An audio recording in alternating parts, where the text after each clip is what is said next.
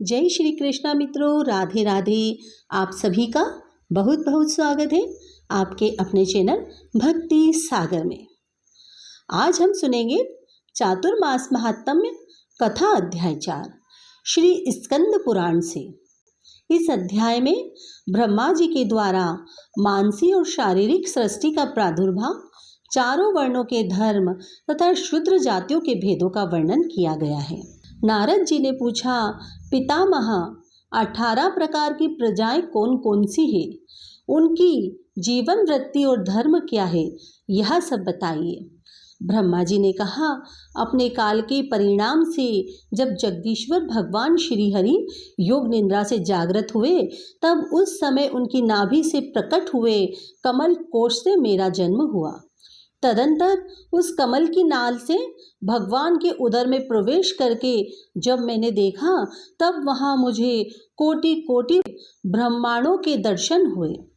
परंतु फिर जब बाहर आया, तब सृष्टि के पदार्थों और उसके हेतुओं को भूल गया। तब आकाशवाणी हुई, महामते तपस्या करो। यह भगवदीय आदेश पाकर मैंने 10,000 वर्षों तक तपस्या की। फिर मन के द्वारा पहले मानसी सृष्टि का चिंतन किया, उससे मरीचि और मुनीश्वर ब्राह्मण प्रकट हुए। नारद उन्हीं में सबसे छोटे होकर तुम उत्पन्न हुए। तुम ज्ञानी एवं वेदांत के पारंगत पंडित हुए। वे सब मुनि कर्मनिष्ठ हो सदा सृष्टि विस्तार के लिए उद्योग करने लगे, परंतु तुम अनन्य भाव से भगवान विष्णु के भक्त हुए। एकांततः ब्रह्मा चिंतन परायण, ममता और अहंकार से शून्य हुए। तुम भी मेरे मानस पुत्र ही हो। मानसिक सृष्टि के पश्चात मैंने दहेजा सृष्टि की रचना की। मेरे मुख से ब्राह्मण, भुजाओं से क्षत्रिय, दोनों अरुओं से वैश्य और चरणों से शूद्र उत्पन्न हुए। अनुलोम और विलोम के क्रम से शूद्र से नीचे नीचे सब मेरे चरण तलों से ही प्रकट हुए। वे सब प्रकृतियां मेरे शरीर के अवयव विशेष से उत्पन्न हैं। नारद, मैं तुमसे उनके नाम बताता हूँ, सुनो। ब्राह्मण, क्षत्रिय और वैश्य ये तीनों ही द्विज हैं। वेद, तपस्या, पठन, यज्ञ करना और दान देना ये सब इनके कर्म हैं। द्विजों को पढ़ाने और थोड़ा सा प्रतिग्रह लेने से ब्राह्मणों की जीविका चलती है। यद्यपि ब्राह्मण तपस्या के प्रभाव से दान ग्रहण करने में समर्थ है, तथापि वह प्रतिग्रह न स्वीकार करे, क्योंकि उसे अपने तपोबल की रक्षा सदा करनी चाहिए। वेद पाठ, विष्णु पूजन, ब्रह्मा ध्यान, लोभ का अभाव, क्रोध न होना, ममता शून्यता, क्षमासारता, आर्यता, सत्कर्म, परायणता, दान रूपी कर्म तथा सत्य भाषण आदि सद्गुणों से जो सदा विभूषित होता है, वह ब्राह्मण कहलाता है।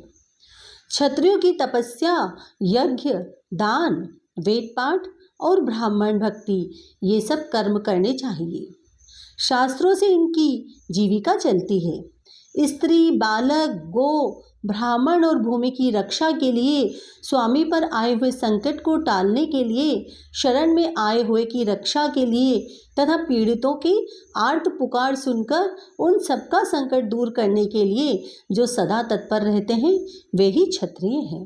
वैश्य धन बढ़ाने वाला, पशुओं का पालक, कृषि कर्म करने वाला, रस आदि का विक्रेता तथा देवताओं और ब्राह्मणों का पूजक है। वह सुध लेकर धन की उत्पत्ति करे, यज्ञ आदि कर्मों का अनुष्ठान करता रहे, दान और स्वाध्याय भी करे। ये सब वैश्य के कर्म बताए गए हैं।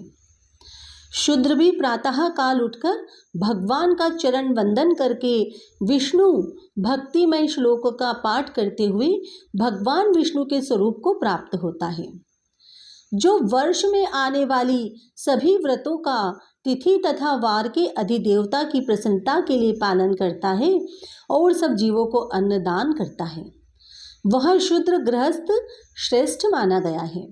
वह वेद मंत्रों के उच्चारण के बिना ही इस लोक में सब कर्म करते हुए मुक्त होता है।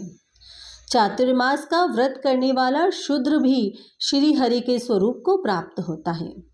महामुने सभी वर्णों, आश्रमों और जातियों के लिए भगवान विष्णु की भक्ति सबसे उत्तम मानी गई है।